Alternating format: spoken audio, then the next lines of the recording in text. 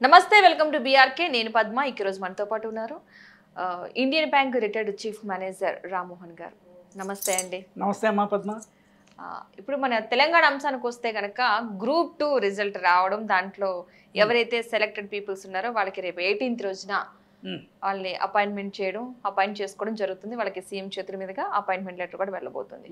So ఈ group 2 ద్వారా select అయిన పీపుల్స్ ఆల్రెడీ వాళ్ళు అపాయింట్మెంట్ తీసుకుంటున్నారు కాబట్టి ఆల్మోస్ట్ జాబ్ వచ్చింది కాబట్టి వాళ్ళు ఎలా ఉండాలి? ఇప్పుడున్న సిచ్యువేషన్లో ఎన్ని గవర్నమెంట్ జాబ్ లంచం ఆ డిపార్ట్మెంట్లో కనీసం ఆ కేటగిరీలో కనీసం ఎవరో ఒకరు తీసుకుంటారు, వెతకడం కష్టమవుతుంది వితౌట్ లంచం. సో ఎలా ఉండాలి? వీళ్ళ కెరీర్ బాగుండాలి ముందు అంటే కనుక వాళ్ళు ఎలా బిహేవియర్ ఉండాలంటారు? అంటే నేను కొన్ని లైటర్ మీన్లో చెప్తుంటాను, but they carry A serious meaning also. Okay. దేనికి పనికిరాని వాడే ప్రభుత్వ ఉద్యోగంలో చేరుతారు. అంటే ఇదొక wild statement I'm making, subject to our level of understanding. Okay. మనకి రెండు రకాల జీవితంలో ఉండేవి, మూడే ఫేజులు. ఒకటి విద్యార్థి దశ, రెండవది ఎర్నింగ్, ఏదో రకమైన ఎర్నింగ్, మూడవది వివాహము. ఆ తర్వాత చెప్పుకోదగ్గ దశ లేదు. ఆ తర్వాత పిల్లల్ని పెంచడము, మనల్ని ఎత్తుకోవడం తప్ప it is a part of the family life ఉంది. ఈ మూడిట్లో విద్యార్థి దశ అయిపోయిన తర్వాత ఉద్యోగానికి వై మోడల్లో చదువు కింద స్ట్రెంత్, చదువు కానీ skill, knowledge, education, what ever you say, ఈ రెండు వై మోడల్లో రెండు. One is a paid employment, that is other is a self employment. Self employment ఉత్తమం.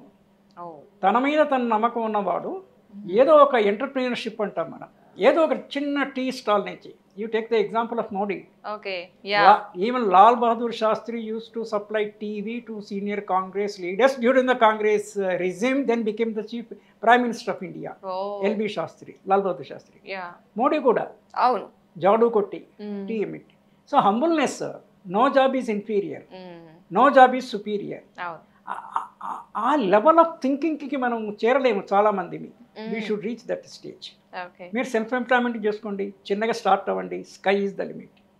మీరు ఎంత ప్రభుత్వ ఉద్యోగంలో చేరినా కూడా నెలకు 2 లక్షల జీతం రావచ్చు ఆఫ్టర్ సీనియారిటీ, అంతే ఎట్ ద మోస్ట్.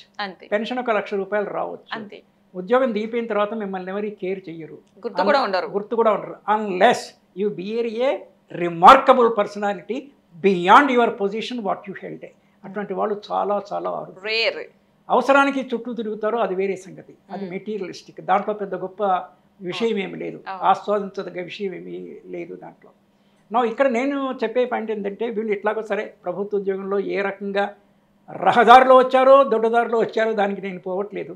దొడ్డదారి అనేది సహజమైపోయింది. అంటే పీపుల్ అంటే మనకి ఐసే క్యాంప్, ఐసే సిఏఎంపి ఎక్రానిమ్ షార్ట్ ఫామ్లో, corruption and mall practice. Corruption and MP for mall practice అంటే రైట్ ప్రాక్టీసెస్ కాకుండా రాంగ్ ప్రాక్టీసెస్. దాంట్లో కరప్షన్ ఒకటి. ఏ ఫర్ అండ్ అనొచ్చు అడల్టరేషన్. మనం ఏ వస్తువు కొన్నా అడల్టర్డ్ వస్తువు, ఎక్కడ చూసినా బ్రైబరీ, కరప్షన్, మాల్ ప్రాక్టీస్. ఇదంతా ఉండగా మంచి వాళ్ళు లేరని కాదు, ఉన్నారు. కానీ మీకు బ్యాలెన్స్ అవ్వాలంటే 75% ఉత్తమంగా ఉండాలి, ఎథిక్స్ బేస్డ్ సొసైటీ ఉండాలి, కనీసం 75%. అప్పుడు ఈ 25% సరిగా లేకపోయినా కూడా ఏదోలాగా వీళ్ళని ఈడ్చుకొని పోవచ్చు. అది రివర్స్ అయితే వెరీ డేంజరస్. సొసైటీ హెల్త్ చెడిపోయినప్పుడు మన హెల్త్ కూడా పోతుందనేటువంటి జ్ఞానము ప్రతి ఒక్కళ్ళకి ఉండాలి. ఇప్పుడు నేను ఈ గ్రూప్ 2 సెలక్షన్ అయిన వాళ్ళకి నేను చెప్పడం ఏంటంటే, వాళ్ళు దే మైట్ హ్యావ్ డన్ చిన్న చిన్న జాబులు చేసి, ఇది హయ్యర్ జాబ్ కాబట్టి అది రిజైన్ చేసి దీంట్లో చేరిన వాళ్ళు కొంతమంది అయి ఉంటారు. స్టేట్ అవే ఫస్ట్ అపాయింట్మెంట్ ఇదైన వాళ్ళు కూడా కొంతమంది ఉంటారు. బోత్ స్ట్రీమ్స్ దీంట్లో ఉండే అవకాశం ఉంది. బట్ నో అల్టిమేట్గా work is worship. Certain fundamentals we should not forget. So మనం చేసే పని పట్ల నిబద్ధత ఉండాలి. గవర్నమెంట్ సర్వెంట్ అనే ఒక పదం వాడుతాం మనం. గవర్నమెంట్ ఆఫీసర్ అంటాము, గెజెటెడ్ ఆఫీసర్ అంటాము. గెజెట్ అయిన నాన్ గెజెట్ అయిన అనిపిస్తే NGO also. Gazetted officer, non gazetted officials, whatever they are all either government servants or public servants. Government itself is a public servant, including prime minister. Prime minister అదే చెప్తున్నారు, నన్ను భాయ్, ఇవాళ పేపర్లో నన్ను భాయ్ అనండి, sir అనొద్దు అన్నారు. మనం ఎవరినైనా చూసి వాళ్ళ దగ్గర ఉన్న విషయాన్ని మనం గ్రహించాలి. మనకు వ్యక్తి నచ్చినా నచ్చకపోయినా కూడా అతను పాటించే విషయాలు కనుక ఉంటే కనుక మనము చాలా చూస్తుంటాము. ఎవరో విఐపి వస్తున్నారు, road traffic will be jam. ఎవరైతే ఏమి నాకేమి, నేను ఓటేస్తే కదా నువ్వు పవర్లోకి వచ్చావు, మేము ఉండేది 5 years కదా, మహా అయితే ఇంకోసారి గెలిస్తే 10 years కదా, మూడవసారి వచ్చిన దాఖలాలు చాలా తక్కువ. ఓన్లీ ఒరిస్సాలో ఆయన 4 times వచ్చినట్టున్నారు, నవీన్ పట్నాయక్ లాస్ట్ టైం పోయారు ఆయన కూడా. సో పాత ఒక రోత కొత్త వింత అని ఉంది. మరి వేరే వాళ్ళకు కూడా ఛాన్స్ ఇవ్వాలి కదా, మనం ఎంత మంచి వాళ్ళమైనా కూడా అదర్స్. సో ఇలాంటివన్నీ so many things are there. But coming to the point here, MPDO కాబట్టి kindly serve the public, more particularly serve the needy. డబ్బు లేని వాళ్ళు, వీకర్ సెక్షన్స్, వాళ్ళు ఆఫీసులో ధైర్యంగా మాట్లాడలేని వాళ్ళను go to them and speak. అంటే మనం మాత్రం అన్నీ చేస్తాము, మనకి ఎవ్రీ వీక్లీ 1 day పబ్లిక్ దర్బార్ అని, కలెక్టరేట్ ఆఫీసులో, all those things are there, CM ఆఫీస్లో ఉన్నాయి. అవును. కానీ ఈ నిజాయితీ అనేది, అంకితభావం అనేది, వర్క్ ఈజ్ వర్షిప్ అనేది లోయెస్ట్ క్యాడర్ నుంచి హయ్యెస్ట్ క్యాడర్ వరకే అందరికీ ఉండాలి. రోజు పేపర్ చూస్తే ఎక్కడ చూసినా కూడా అందరు ఆఫీసర్లు దే ఆర్ కరప్ట్, కాళేశ్వరం ఇంజనీర్లు దేర్ ప్రాపర్టీస్ ఆర్ అటాచ్డ్ అంటున్నారు. డబ్బులు సంపాదించి ఏం చేస్తారు? వీకేమ్ ఎంప్టీ హ్యాండెడ్. అంటే ఇది నేను ఫిలాసఫీ ప్రాక్టికల్ ఆస్పెక్టే మాట్లాడుతున్నాను. మనం వచ్చినప్పుడు ఏమి లేదు కదా, మనకు దేవుడు ఇచ్చింది software, hardware in the form of body, software in the time of whatever brain, అదే ఇచ్చాడు.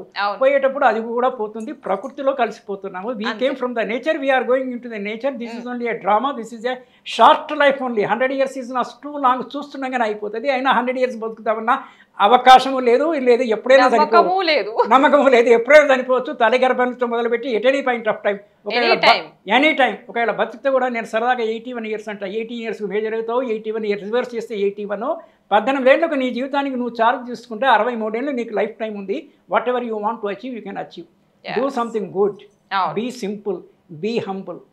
పర్టికులర్లీ గవర్నమెంట్ అఫీషియల్స్కి, వీళ్ళు ఆఫీసర్ క్యాడర్ కనుక బీ అప్రోచబుల్ టు పబ్లిక్. మనం గవర్నమెంట్ ఆఫీసులో చూస్తాము, అక్కడ జవానే ఆపుతాడు, బంటర్ అవుతుంటాము, తెల్ల ఇది ఒకటి వేసుకునేసి అడ్డంగా. He will not allows inside. అది ఉండనేకూడదు. అపాయింట్మెంట్ అవర్స్ అంటారు. So evening 3 to 5 appointment hours.